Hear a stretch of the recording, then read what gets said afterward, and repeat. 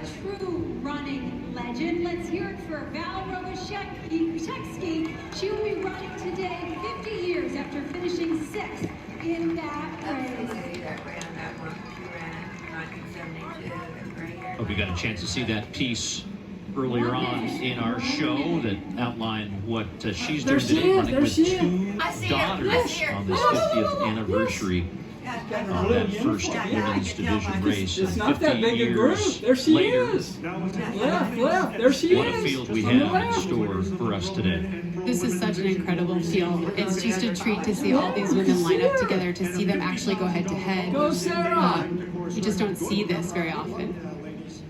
There's the London Marathon winner from last year, No London Marathon in April this year will be held in the fall, so she comes here and will race against the reigning Olympic champion Paris Chepchirchir, Molly Seidel, the bronze medalist, Look at her! with the race to Boylston Street starting now. Oh, she's right close to the line.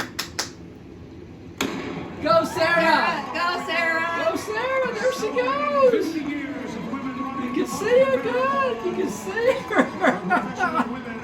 There she is, honey! Look at her! There she goes! There she goes! And you see as those women begin to leave Hopkinton behind them, that massive group of almost 30,000 everyday runners as the waves will continue here through the course of the day. They get a nice send-off here, and as you can see, they just hit that gentle slope. And you know, Kara, you've been out on that course. That slope, not necessarily gentle, but it greets you pretty quickly. It kind of helps you get the nerves out of the way, doesn't it? It does. You know, the first mile is usually people feeling each other out, seeing how their legs are feeling. You'll notice Edna Kiplagat on the left of the screen in the yellow top and the blue bottoms.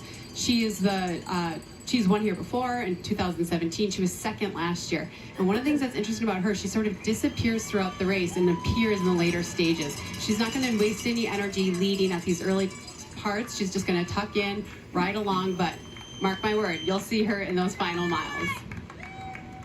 See a number of great stories here. Stephanie Bruce in her last competitive year of racing in the middle of your picture as you she's right in the group.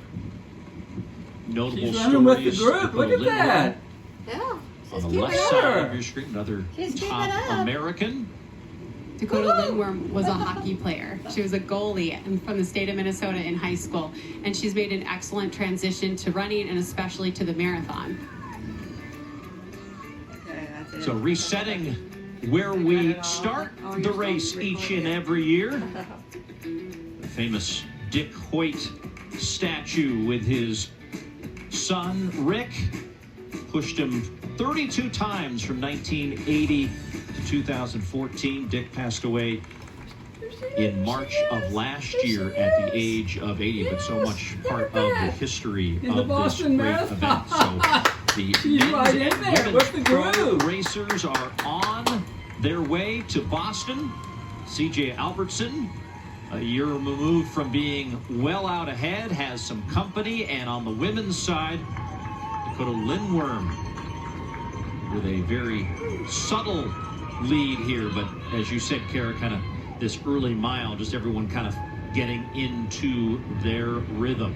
Absolutely. I look around and I see all of the good women. They're all sort of relaxing into this. They know it's going to be a fight later on. They're just trying to conserve energy at this point so that they have it in those later stages. In the blue now, center of picture, is the Olympic champion, Chepchirchir, and the Kiplagat. Chepchirchir, you know, she doesn't have a coach. She coaches herself, Chepchirchir, and it's amazing. She's an Olympic champion, New York City Marathon champion, and she says her preparation has gone excellent, but she really races and trains on what she feels is best for her body. Good. So with the women elite out on the road,